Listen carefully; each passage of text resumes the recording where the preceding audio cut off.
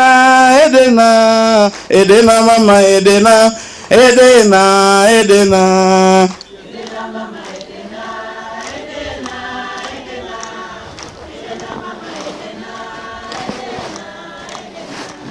Ruaha oye, Ruaha safi, Ruaha moto. Mheshimiwa Diwani, mimi nashukuru kwa nafasi hii. Najua baadaye tutapata maswali na maoni. Naomba kwa fursa hii sasa nimlete afisa mipango miji wa manispaa amalizie ajenda ya mwisho. Karibu sana. Ruaha hoye. Kama nilivyokuwa nimejitambulisha awali, kwa majina naitwa Zera Venance Banga, ni afisa mipango miji manispaa ya Iringa. Nilikuwa natamani tuweze kujua nini maana ya mipango miji. Inawezekana mtu tu anaona afisa mipango miji ila hajui kwamba huwa tunafanya kitu gani. Tunavyoelezea mipango miji ni ile taaluma inayohusika na upangaji wa maeneo kwa ajili ya matumizi bora na kwa ajili ya kuendeleza jamii inayoishi hapo. Sasa kwa nini tunapanga maeneo? Tunapanga maeneo yetu ili tuweze kusaidia maeneo yetu yaweze kuendelezwa kitaalamu. Kwa mfano, tunajenga nyumba, tujue zinaangalia wapi. Nyumba tunazojenga ziweze kufikika. Nyumba tunazomiliki ziweze kumilikiwa kihalali baada ya kupangwa, kwa sababu upangaji ni njia ya awali ya kukusaidia wewe uweze kupimiwa na mwisho uweze kumilikishwa hati miliki. Kwa hiyo sisi ni ile hatua yetu ya awali kabisa. Sasa kwa nini tunapanga na tunaelimisha leo kwa wananchi wa kata ya Ruaha? Kata yetu ya Ruaha kwa eneo kubwa imeendelezwa kiholela. Kuna maeneo hayafikiki kabisa. Kuna maeneo hayana barabara hata zile za mita 2. Kuna maeneo hayana mitaro. Sasa tutapateje afya? Sawa. Kwa hiyo nilitamani niwaeleze umuhimu wa upangaji wa maeneo. Tunapata matokeo yapi tutakapoenda kupanga maeneo yetu, hasa hapa katika kata yetu ya Ruaha? Faida ya kwanza, tutadhibiti majanga. Tutajiuliza, tutadhibiti vipi majanga baada ya kupanga maeneo? Kwanza, tutazuia mafuriko kwa kuwa tutakuwa tumeweka maeneo ya mifereji ya kupitisha maji taka pamoja na maji ya kipindi cha mvua. Faida namba 2, tutaimarisha afya ya usafi katika mazingira yetu. Kwa kuwa tutakavyopanga maeneo, huwa tunaweka maeneo tunayapanga yanayoendana. Kama ni makazi, unapanga labda na makazi na biashara na matumizi mengine. Ila tutatenganisha makazi pamoja na viwanda, kwa kuwa kuna viwanda vingine vinatoa hewa ambayo sio nzuri, inaathiri wananchi. Kwa hiyo tutakapopanga tutajua hapa makazi yakae sehemu fulani, viwanda vikae sehemu hii, na matumizi yakae sehemu tofauti kulingana na afya ya wananchi. Namba 3, itasaidia usalama na utulivu wa maeneo. Hii tutafanyaje? Hii itatusaidia kwa kuwa maeneo yote yanafikika, yataepusha kutuza uhalifu.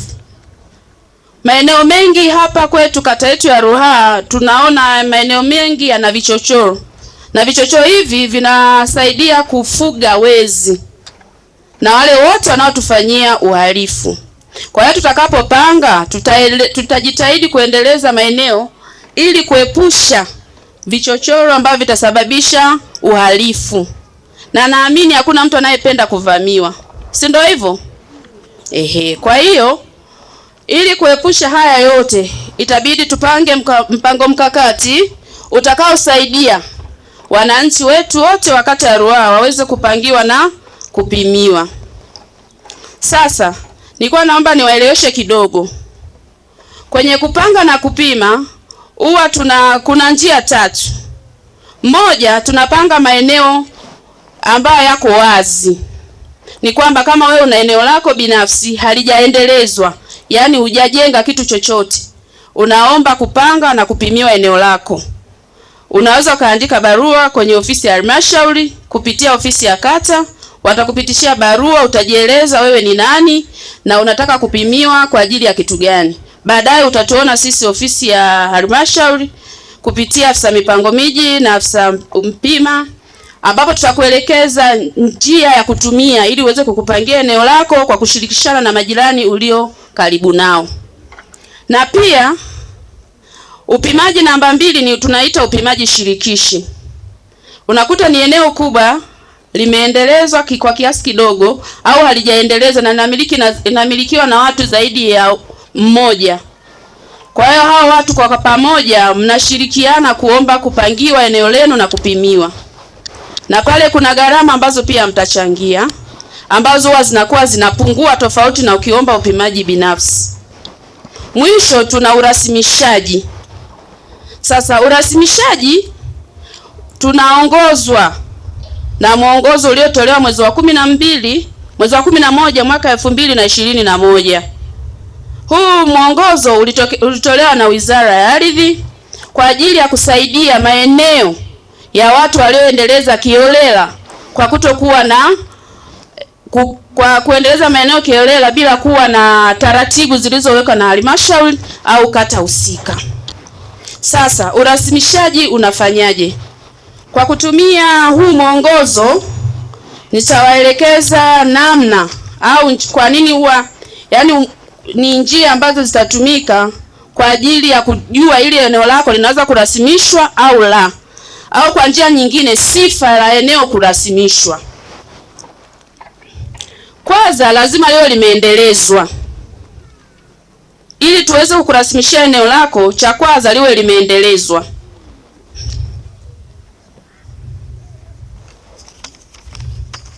Namba 2, wananchi wao wenyewe wawe na uhitaji wa kufanyiwa urasimishaji.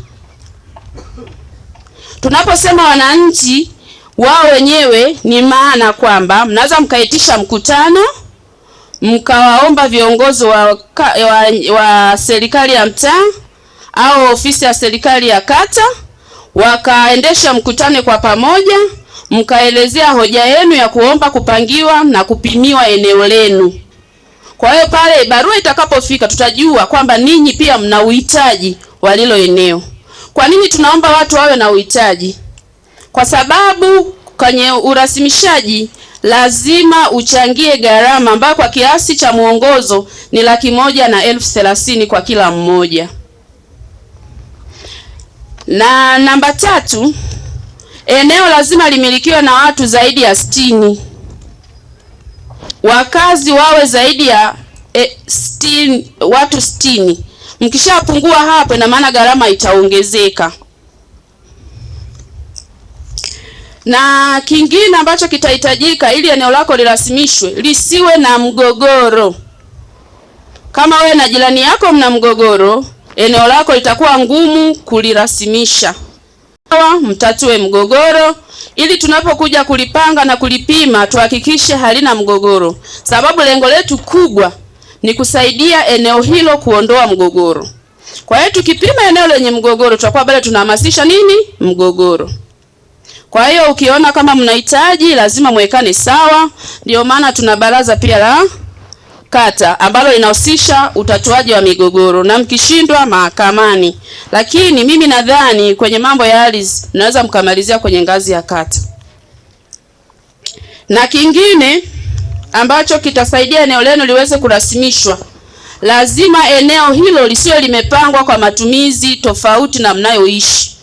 Kwa mfano, kuna maeneo ya hifadhi ya barabara hatuwezi kukupangia wala kukupimia kwa sababu ni maeneo ya umma. Kuna maeneo oevu, yale maeneo ambayo yanatuamisha maji. Yale ni maeneo ambayo wewe hutakiwi kuyamiliki. Alafu ni maeneo yenye miteremko mikali au milima mikali. Haya hatuwezi kukupangia wala kukupimia.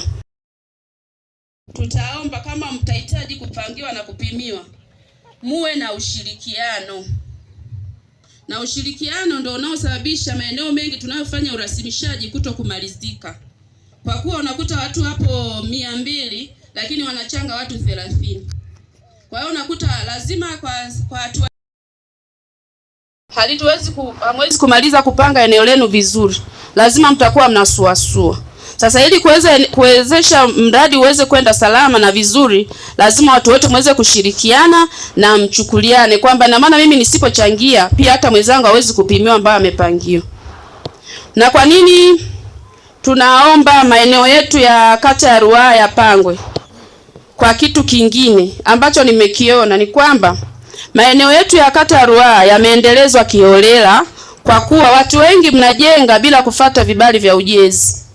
Sasa nilikuwa naomba nitoe elimu kidogo kuhusu kibali cha ujenzi. Katika utoaji wa vibali vya ujenzi tuna vibali vya aina mbili. Kuna kibali cha ujenzi wa nyumba ya awali na kuna kibali cha ukarabati. Mhusika mkuu anayetoa kibali cha ujenzi sio ofisi ya kata, sio ofisi ya mtaa, bali ni ofisi ya halmashauri ya manispaa. Kwa hiyo nilikuwa nawaomba kama unataka kuendeleza, unataka kukarabati, ofisi ya kata au mtaa watakusaidia tu kukupitishia barua. Watakugongea muhuri ili uweze kufika kwa mkurugenzi. Na ukarabati wa nyumba unasaidia kuboresha makazi kama tulivyoelezwa hapa kabla, kwamba watu tunaishi makazi hayana choo, hayana miundombinu na hivyo. Kwa hiyo ukiona nyumba yako kidogo imeshuka, bati limezuliwa au linavuja, kwa hiyo unaruhusiwa kuomba kibali cha ukarabati. Na katika ofisi ya halmashauri na sheria inasema unalipia shilingi 35,000 tu kwa ajili ya ukarabati wa jengo lako. Sawa?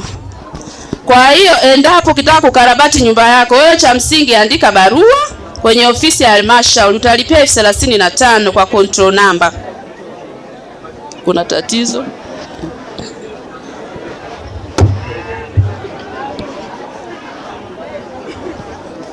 Baadaye tutaulizana maswali jamani. Na kwa kibali kipya lazima nyumba yako itakuwaje, na iwe ni nyumba ya kisasa. Ni nyumba ambayo ina kuta zile imara na paa imara. Sawa? Kwa hiyo utatafuta mtaalamu wa kuchora ramani ya nyumba, atakuchorea ramani, utazileta halmashauri, tutakuelekeza sehemu ya kupeleka na utalipia gharama kulingana na ukubwa wa kiwanja. Na ukubwa wa kiwanja upoje? Kuna viwanja ambavyo vipo chini ya square mita 600, utalipia 35,000. Vilivyo ambavyo vinaanza 600 mpaka 800, utalipia shilingi 45,000. Na kuanzia 800 mpaka 1,000 na 2,000 utalipia shilingi 55,000. Kwa hiyo sisi tunachoomba watu wote tufate sheria, na sheria siku zote itakuongoza upate kitu chema. Nilikuwa naomba kwa heshima yako nimkaribishe afisa ardhi ili aelezee umiliki wa ardhi. Baadaye. Sawa eh? Yabaka mwene hweuli yabandi mwamalehela na myenye timnyabaha gita uyo huku nyuma, kumbe amkubali jamani, hweuli tutaelewana tu. Kwanza mimi ni mpongeze diwani wetu wa kata ya Ruaha. Kiukweli kabisa ni wachache ambao wanaweza kaandaa mikutano ya mtindo huu. Cha pili ni mpongeze sana mtendaji wa kata, yaani umekata nondo, mimi imeniingia. Watoto wangu nitawalea vizuri, nitapeleka shule, nitahakikisha wamekula vizuri, nitahakikisha wamelala sehemu nzuri. Kweli kabisa. Na jamani, kujifunza huwa kuishi. Tunajifunza kila kukicha, si ndio eh? Kwa hiyo mimi kwa kweli mtendaji umeupiga mwingi. Yaani ulikuwa unapiga panapouma. Hata sisi wengine tuliokuja kwenye mkutano kutoa ya kwetu tumejifunza, tunashukuru sana. Na uendelee, yani hii isiishie leo kiukweli. Na ndugu zangu wananchi, ukiona kiongozi anazungumza kwa uchungu kama alivyokuwa anazungumza mtendaji, ujue kuna shida mahali. Kwa hiyo tusio tunachoka, tunayachukue hayo tuyafanyie kazi ili tuweze kufanikisha malezi ya watoto wetu na familia zetu kwa ujumla. Sawa jamani? Sasa huo ulikuwa ni utangulize. Kila langu mimi ni moja tu. Nimeambiwa nizungumzie umilikishaji wa ardhi. Sawa jamani? Kabla sijazungumza, naomba tu niulize, nitaanza na hema lile pale. Wangapi tuna hati za viwanja vyetu hapa? Wangapi? Tunyoshe tu mikono hivi. Wangapi tuna hati za viwanja? Hata mmoja hapa? Yani mwenye hati anamiliki hati, yani ana hati ya umiliki wa kiwanja chake kilichopimwa. Nani hapa? Hata mmoja? Yule pale, nakushukuru. Wawili, watatu, asanteni sana. Hapa hati miliki? Nashukuru. Hapa wengi. Huku sasa hati, nyosha tu. Masposi wewe una hati nyingi. Masposi kati ya hati na ofa. Na kwa kuliona hilo ndio maana nimewaleta nyie. Huku kwetu tumejenga kiholela. Na wana nia ya kupata hati ili mtu aone uhalali wa kuwa na nyumba yake itambulike kisheria. Sasa ukisema hati, wapo wanaoelewa, wapo wasioelewa. Elimu kwanza, hati ni kitu gani, upatikanaji wake ukoje, halafu ndo tuendelee. Makofi kwanza kwa mheshimiwa diwani. Nyeva ndauli. Tupigana tu. Haya, tunaanza 1 2 3. Asante sana. Unajua unavyokuwa na marafiki wengi raha sana. Diwani wenu mimi ni rafiki yangu, nacheza naye mpira wa kizee, tunamfunga, maisha yanaendelea. Sasa nianze kwenye yale ambayo nimeletwa niyafanye. Moja, kale kamada kanasema umiliki wa ardhi. Sawa jamani? Ardhi ili iweze kumilikiwa lazima iwe imefuata taratibu alizokuwa amezungumza afisa mpango miji. Lazima hiyo ardhi iwe imefanya nini? Imepimwa, imepangwa na kufanya nini? Na kupimwa. Ardhi ikipangwa na kupimwa ndio tunapata zile namba za viwanja, si ndio? Utasema kiwanja changu mimi namba 10 Kitalu B Ipogoro. Ukishapata ile namba sasa unaandika barua rahisi tu. Umwandikie mkurugenzi barua ukitaja tu kiwanja chako, unapitisha kwa mtendaji. Bosi hapa alikuwa anatupiga nondo, mtendaji ni mtendaji wa kata ndio anayepitisha ile barua. Halafu na mwenyekiti na wenye viti hapa, na wao lazima waipitishe hiyo barua. Kwa nini wenye viti? Hawa wenye viti wao ndio wanajua kwamba kiwanja hiki ni cha Malekela, hiki hapa cha Senyagawa, hiki hapa cha Vahae. Mtendaji anaweza sijue sana, manake yeye ni mtendaji wa kata. Kwa hiyo wale wanatusaidia kwamba kiwanja hiki anayeomba ni mtu sahihi. Baada hapo ile barua anaileta kwa mkurugenzi. Ikifika kwa mkurugenzi, ikipokelewa pale masijala, mkurugenzi yeye ataisafirisha kuja kwetu maafisa ardhi. Sisi ikifika pale mapema tu tutakujibu kwa kukuita uje ili tuje tukague hilo eneo. Tukisha kagua, taratibu zingine za kupatia hati zinafanya nini? Zinaendelea. Na sasa hivi ni rahisi. Yaani ndani ya mwezi mmoja, ndani ya mwezi unapata hati yako. Sawa jamani? Ndani ya mwezi mmoja unapata hati. Sasa ndo nitofautishe pale aliponipiga diwani. Zamani nilikuwa nauliza wenye hati, lakini inawezekana wengi mna ofa, sio? Zamani mlikuwa mnapewa viwanja vyenu, mlikuwa mnapata vikaratasi fulani, si ndio? Nani wanazo ile karatasi za kizamani? Sehemu hii imepimwa, najua yote hii block B najua hii. Hata ofa hamna? Mnazo Nitawaambia cha kufanya. Sawa? Diwani leo nitawaambia cha kufanya, wote wenye ofa wafanye nini wapate hati.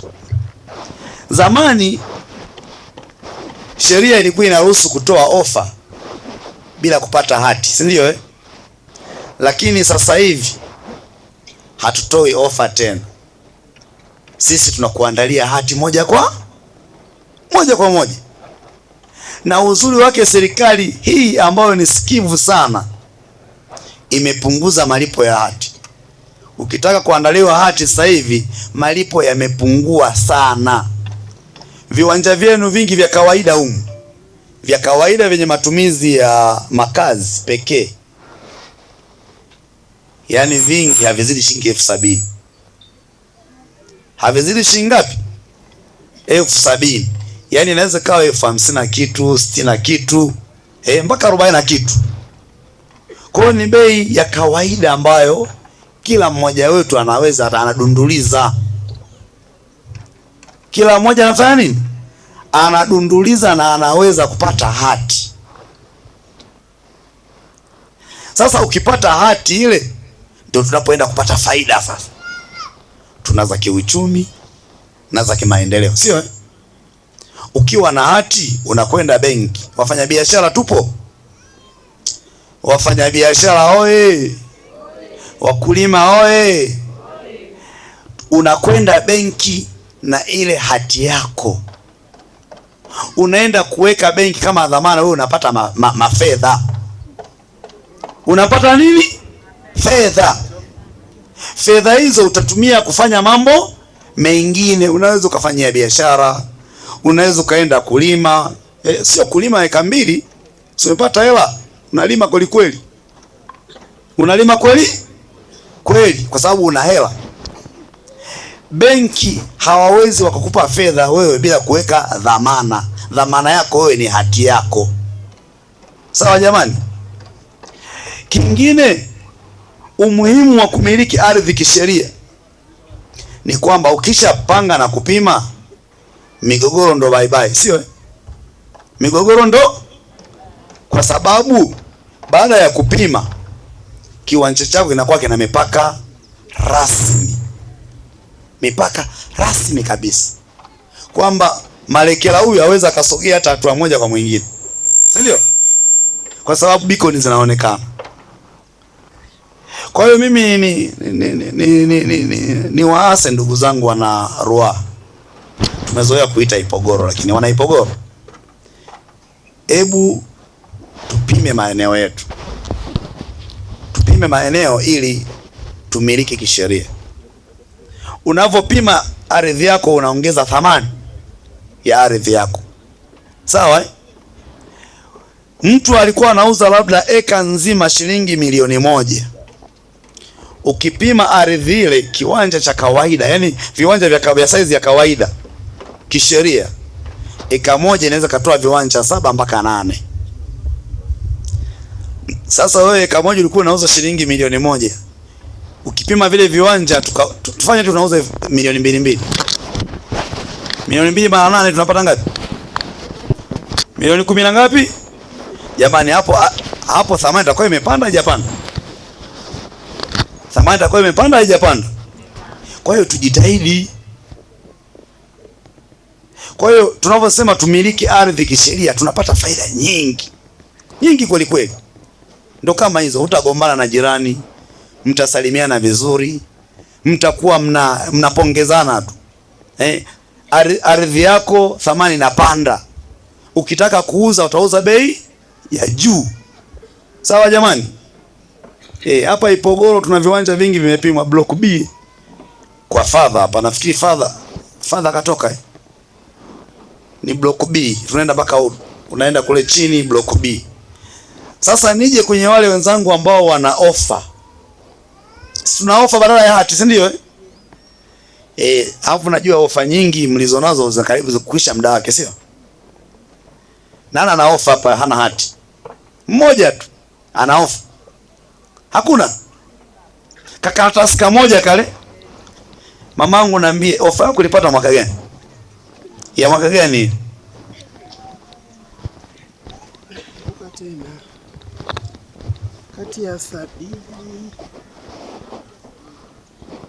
Kati ya 78. Jamani, ana ofa ya mwaka 1970 ngapi? Sasa sikilizeni, si tumekubaliana kwamba tupeane elimu jamani, au mmechoka elimu hamtaki? Asante.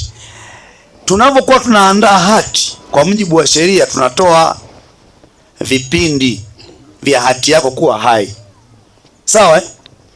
Tunatoa muda, tuna miaka 33, tuna miaka 66 na tuna miaka 99 kulingana na matumizi ya hicho kiwanja.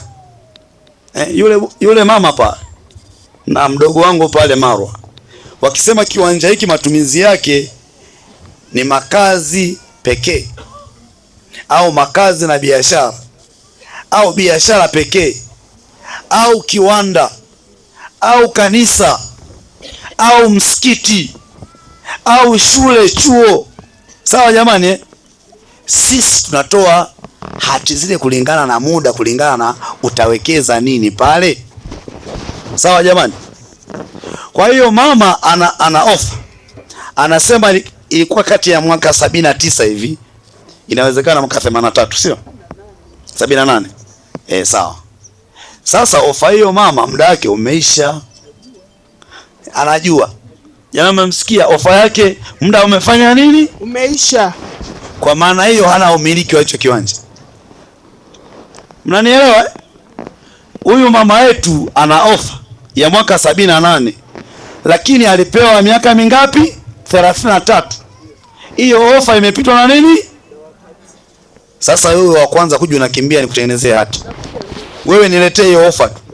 Usiandike barua, usiandike nini. Wewe chukua ile nani yako, ofa yako, njoo unakimbia pale ofisini. Mimi nakupokea, tunakuandalia hati. Jamani, sio peke yake, wote mwenye ofa. Kama mna ofa hamna hati, sawa jamani? Wewe chukua ofa ile karatasi yako, nileteni pale ofisi za ardhi. Huna haja ya kuandika barua, wewe chukua ofa ile tu, weka vizuri. Unihakikishie kwamba kiwanja namba 10 kitalu B ni cha Ana Maria Vahae. Ukinihakikishia, mimi nitachukua faili la ofisi, nitalinganisha, nitakuta kwenye faili kule unasoma wewe na ofa inakusoma wewe, sawa? Yaani mimi mapema kweli kweli hati. Mnipigeni makofi kidogo basi. Mambo mazuri ya kweli. Na ukileta ofa yako ili nikutengenezee hati, sihitaji unipe hata shilingi 100. Sitaki unipe hata shilingi. Wewe utalipia gharama za hati peke yake ambazo nimesema viwanja vingi haizidi 70,000. Jamani, hivi kweli mheshimiwa diwani kasema muongeza makofi ndio mnapiga hivi? Mimi nitadua hapa. Kwa hiyo jamani, niwaombeni kabisa, hebu wote wenye ofa njoni tuwatengenezeni hati. Mtakuja? Hapa nimesikia. Mtakuja? Tengenezeni hati ili kuondoa migogoro. Tengenezeni hati ili sisi ambao umri umeenda kidogo, tukiondoka duniani tusiachie matatizo watoto. Tumeelewana? Kwa sababu vinginevyo tutaachia matatizo watoto wetu wa baadaye, mpaka watasema yule baba sijui nikachimbe nani kabla yake nipige mifupa ile viboko. Tusiende huko, sawa jamani? Serikali imetupunguzia gharama na sisi tuitumie. Zamani mlikuwa mnasema tukienda halmashauri sijui watatuzungusha, sijui nitalipa na hela. Saizi hakuna. Sasa hivi hakuna. Hao jamaa wanafanya kazi nzuri sana, waheshimiwa wa madiwani. Mimi hao wanakuwa marafiki zangu kwa jambo moja tu. Mimi ni mkweli kiukweli. Mimi nimenyoka kama rula hivi. Ukikosea nitakwambia umefanya nini? Ukifanya vizuri nitasema umefanya. Kusema uongo ni dhambi. Tuko mbele hapa na kanisa, si ndio? Pana sehemu pale, pana msikiti pale. Tusie tunaongopa. Kwa hiyo mimi ndio niko hivyo, nikikosea nitaomba samahani, jamani nisamee, nimefanya nini? Nimekosea. Baada ya kuzungumza haya yote, la mwisho. Mama, mara ya mwisho kodi ya ardhi umelipa lini? Tutaelewana tu. Sikumbuki vizuri, lakini ni kati ya miaka 2 iliyopita. We mama ni mtu mzuri, we ni mzalendo mzuri. Jamani, ardhi katika nchi ya Tanzania kwa mujibu wa sheria namba 4 ya mwaka 1999 na marekebisho yake mengi, ardhi ni mali ya umma, sio? Ardhi ni mali ya nini? Umma, si ndio sisi? Jamani, kwani umma ni akina nani? Nini? Lakini katiba ikamteua Rais wa Jamhuri ya Muungano wa Tanzania kuwa yeye ndo mdhamini wetu mkuu, si ndio? Ndo msimamizi wetu wa ardhi yetu, si ndio? Kwa maana hiyo sisi ni wapangaji, sisi ni wapangaji, lakini upangaji wetu una nidhamu. Upangaji wetu kwenye ardhi una nini? Una nidhamu. Hapo hivi umejenga nyumba kata kuondoa nani? Mama, kwenye nyumba yako atakuondoa nani? Hamna atakaye niondoa. Kabisa. Jamani, hatuondolewi. Ila sisi tunataka tutekeleze yale masharti ambayo yapo kwa mujibu wa sheria. Unatakiwa ulipe kodi ya ardhi. Na kuna watu hapa, kuna vitu viwili wao wanachanganya. Jamani, kuna kodi ya pango la ardhi hapa chini lipo kanyaga, sawa? Lakini pia tuna kodi ya jengo hilo lililoinuka wapi, ambao sasa hivi tulio wengi tunalipa kupitia nini? Umeme. Kwa hiyo nyinyi wengi mlio na umeme nyumbani mnalipa kodi ya jengo, si ndio? Ila wengi huwa mlipi kodi ya pango la ardhi. Hebu tulipeni, sawa jamani? Unakuta kwa mwaka shilingi 6,000, shilingi 7,000, 8,000. Viwanja vingi hapa izidi 10,000. Lakini ukilimbikiza, ukiacha muda mrefu, inakuwa kodi kubwa, si ndio? Kwa hiyo tujitahidi ile kila mwaka unalipa. Kwa sababu usipolipa, sheria hiyo ya ardhi inanitaka mimi nikupeleke mahakamani wewe. Sasa nikimpeleka mamangu hapa mahakamani huwa najisikia vibaya kweli. Sawa jamani? Kumpeleka mama kama huyu mahakamani najisikia vibaya. Mzee wangu pale tukianza kukutana mahakamani, hujalipa kodi si miaka 10. Jamani, haipendezi. Alafu tukitoka tena utasema hiki kinyama kimeanza hiki. Kwa hiyo niwaombeni kabisa. Kwanza nimesema wale wenye ofa wote mje niwatengenezee nini? Nitatengeneza mwenyewe. Nitaiandaa mimi mwenyewe ili ndugu zangu wa Ruaha baada ya kufanya mkutano huu tuweze kukuandalia hiyo hati mapema. Nimesikia amesema kama imeexpire. Tunahuisha. Tunafanya nini mama? Tunahuisha. Nitaacha namba simu yangu, nitaacha na maswali kama yapo mtauliza, nitajibu. Bwana, maswali ya ardhi wewe uliza lolote, yaani hapa halipokonyoki, ila na wewe ukubali kubeba mzigo wake, si ndio? Kila mmoja abebe msalaba wake. Mimi nitaandaa na wewe mwenzangu tekeleze wajibu wako, majukumu yako ushughulikie, tutatembea pamoja. Wana Ipogoro hoye! Kata ya Ruaha hoye! Makofi kwa mtendaji wenu na diwani wenu tafadhali. Kwani bila hawa jamaa kutuita sisi haya mambo mengine tungekumbushana? Tusingekumbushana. Na mimi niwaambie siri. Namna ratiba ilivyo ngumu pale manispaa, leo nisingekuja. Lakini sasa Mwasiposia ni mjanja sana. Alinipigia simu mimi mwenyewe, akaona simu haitoshi, akafika. Nikakutana naye. Nikasema kaka, nitakuja.